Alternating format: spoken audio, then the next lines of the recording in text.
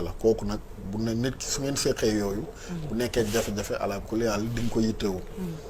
mais jàpp Ngagne Demba Touré bi mën nga ko jàngatee ci ñaari anam boo xam ne benn bi daf lay bett waaye beneen anam bi du la bett.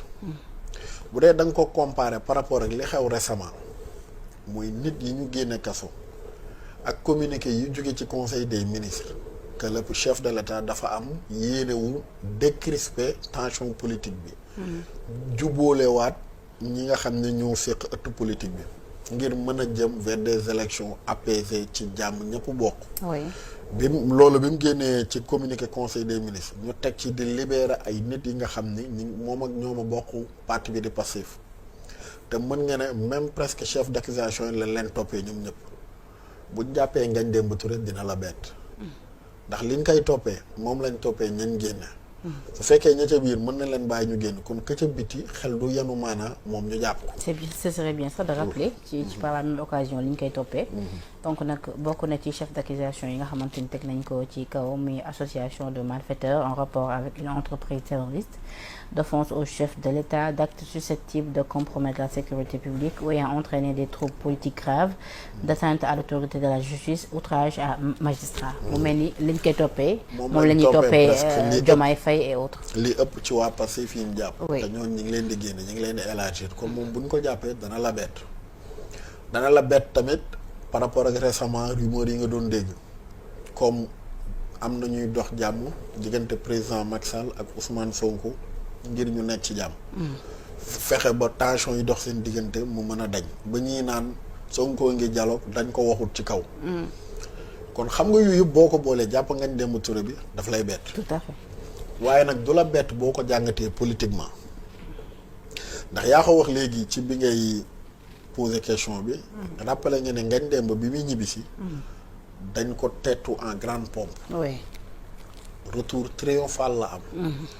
nga xool moom profilam engagement am ak discours am ak taxawaay gi mu am ci Pastef jiite JPS doole bi mu am ci structure Pastef retour am ni mu indisposé militant wu APR yi nga xam ne seen panel yëpp ñu ngi ko fa doon waxtaanee di ko xultu retour am ni mu jaaxalee ñu bëri ak retour am tam wala situation wala dossier am ni mu xawee gêner l'appareil judiciaire ba démb boo dégloo ministre bi ñu ko interpellé ci l'affaire Ngagne Demba Touré bi mu waxee pare lan la ko tëjee les mandats d'arrêt seront exécutés. nga lan moo ko taxoon génn dëkk bi mandat d'arrêt. ci nga xam ne Ngagne dañ koy jàpp. justement kon li day wane ni rek ñoom ba tey ñu ngi ci seen logique et que Ngagne Demba Touré également en tant que avocat. wala boog juriste tey jii xamoon na moom it li koy xaar. tout à fait kon la grande question mooy pourquoi moo xam li koy xaar et que malgré tout mu ñëw. ok man démb bi ma dégloo ministre mu wax ba pare xam nga mën a lire entre les lignes dama ne Ngagne dañ koy jàpp.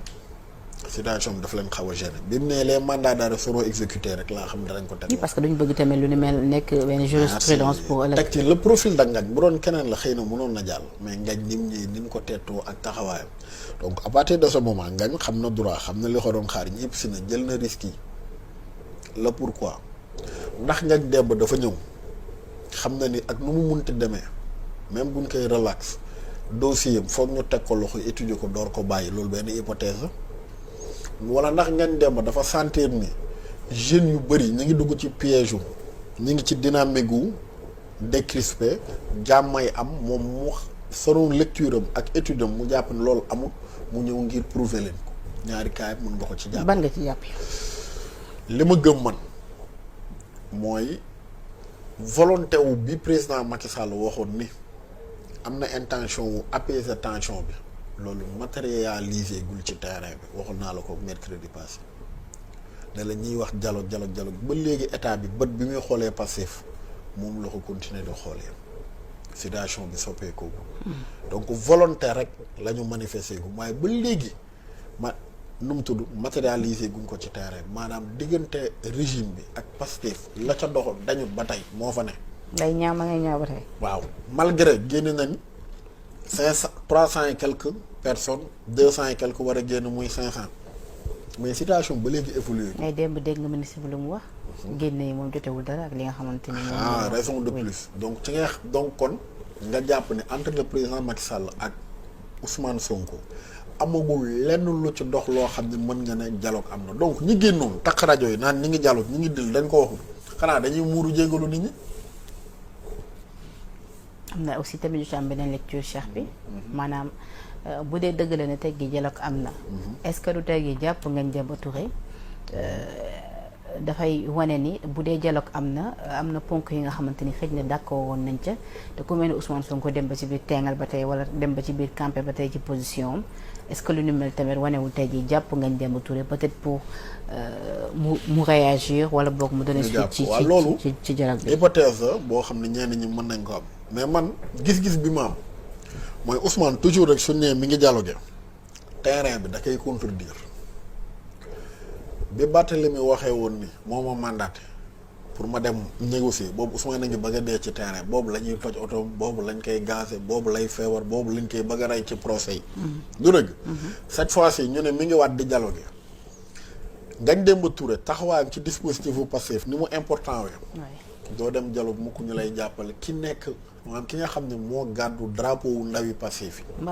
waaw te ñu xam ne Pastef seen doole waa Mbappé moom mooy Mbappé bi waaw moom la ñuy woowee Mbappé bu Pastef te Pastef seen doole nekk ci jeunesse bi kon yenul maanaa nga Pastef a ngi dialogué lii dafa la wonaat maanaam jàpp Ngagne Demba bi dafa levé wu équivoque ci dund yu bëri yu nit ñi amoon léegi nag suite bi danañu mën a moom it leeral ci fan la Pastef jëm ak ci lan la def. loolee aussi mun na nekk li nga xamante ni moom moo di objectif bi c'est-à-dire lever li nga xamante ni moom moo di équivoque bi comme ni nga ko waxee. mën na ne tegal xaw a def tuuti du taf yëngal. gars yi xaw a wàcc tuuti dialogue bi gis ni voilà bu doon ñu ngi dialogué du ñu teg loxo ci ku mel ni Ngagne Demba Touré parce que quoi qu'on puisse dire ñibbiseem ci waxtu bi ak jàppam moom en tant que juriste xamoon na li koy xaar. bon loolu dëgg la mais tamit. ñibbiseem moom du ñibbisi yaa mën na am mu rafetoon njoot man dama foogoon dafa jot garantie avant muy ñëw mais biñ ko jàppee finalement je me suis dit ko jotul garantie mën na am. parce que bi mu ñibbee ak kàddu yu mu njëkk a dénk yenn journalistes yi teewoon ci këram. boo gisee ni ñu ko accueillir da ngay lire aussi ci kanamam ni kii mu ngi ñëw ak confiance. waaw man moo tax man au début dama foogoon ne ay garantie mu ko indiwaat ci dëkk bi mais après ci laa comprendre ne xëy na moom lecture bi mu amoon.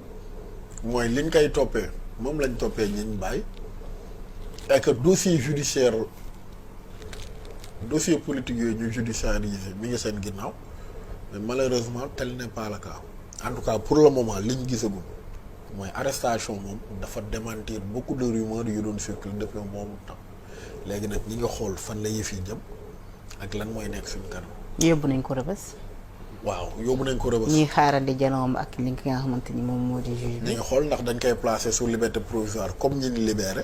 wala ndax yàlla tere dañ koy yóbbu sous mandat de dépôt. en tout cas suite bi danañu expliquer sur beaucoup de choses Pastef moom du nekk ci table di dialogue nga dem dina am kaso. mais buñ ko placé tey jii su fekkee ni am na ak liberté provisoire bu janoo ak juge bi est-ce que lu ni mel kon après dina tax nit ci gëm ni à partir de ce moment mun nañ gëm ni oui.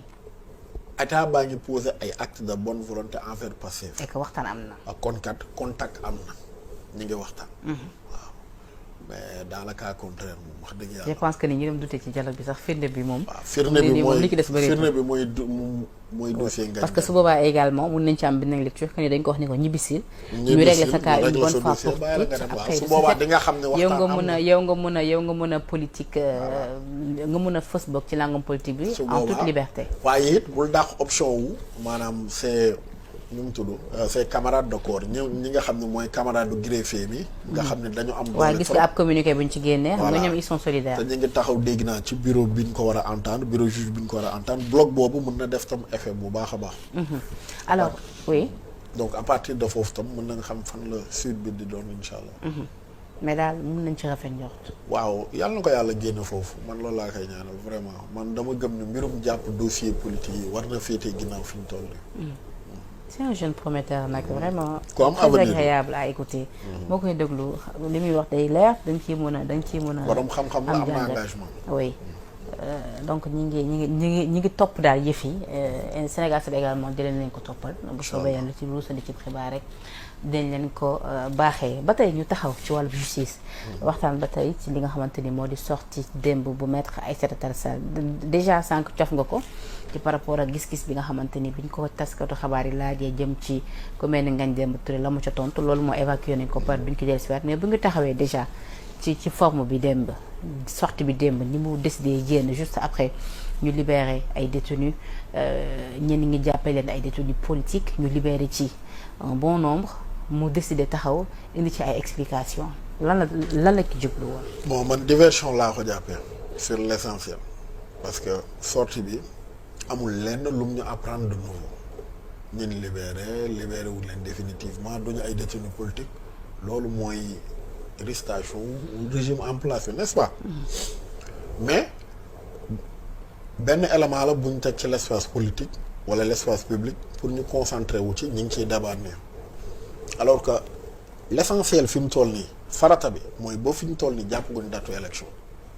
mais donte ne également li xewoon mérité na tamit ay réponses. non mérité na beneen bi tamit réponse envers la communauté internationale bi ndaw yi yëpp génne koo ci laaj dama toog ci tànganaa dama toog ci restaurant dama toog wetu tribunal Sonko doon dem ma gunge ko déggoo ci kenn dañ ma jàpp may toj dañ ma jàpp may cocktail Molotov dañ ma jàpp ma def lii.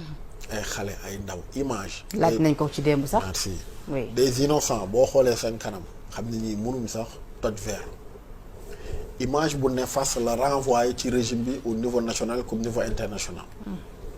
niveau national impact bi mu mën a am mooy soppi intention de vote bi mu bañ a favorable le camp du pouvoir te ñu ngi jëm ci ay élection niveau international mun na tëj ay dossiers judiciaires parce que ñaar yi xale yi di lim mun nañ ci topp ab gouvernement détention arbitraire ak torture ñaar yooyu la xale yi di. torture bi de moom ñi ko lim ci ay détenus yu xam nga ñaar yooyu mun na toppul ab mu weddi loo xam ni c'est flagrant wala mu weddi loo xam ni c'est flagrant wala mu weddi loo xam ni wala mu utal ko sax des fois yeneen appréciation wala yeneen tour mais léegi man sénégalais man laay renvoyer ñu dem ci Google tapé lan mooy définition prisonnier politique ñu xool ndax loolu am na ci dëkk bi wala amu fi léegi werante jaratu ko moo bi moom man ak moom kenn moomu ko sénégalais moomuñ ko ñi ko créé utal nañ ko définition.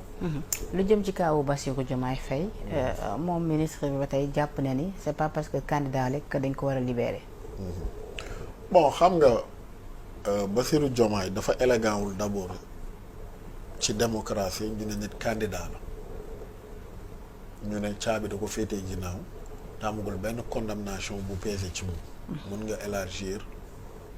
nu mu tudd situation may ko liberté provisoire beneen bi dafa bëri yu tey xel mooy jonction dossier bi liñ ci def période bi passé fu waree tànn plan B moo tax ñu bëri jàpp ne li ko téye prison politique la gën a doon que judiciaire lu mu ci munti doon rafetul ci réew mi mais encore une fois de plus mais waxu communiqué wu ministère communiqué wu conseil des ministres bi yéene wu président jàmmal réew mi jàmmee réew mi fexe ba jàmm daj fépp rawatina ñoom ñu seek langue politique bi de te candidat wu l'une des premières forces politiques de ce pays mais loolu foo nooy jàmmalee dëkk bi dafa am yoo xam ni pour Pastef ak li ëpp ci sénégalais yi d'accord ni ci jàmm lañ jëm wala yéene bi sincèrement yii ci la bokk xola ñiñ jàpp naan ñi nga xamante ni génn nañ ci wàllu insertion bi am na ñu nga xamante ne ni pare nañ pour former leen accompagner leen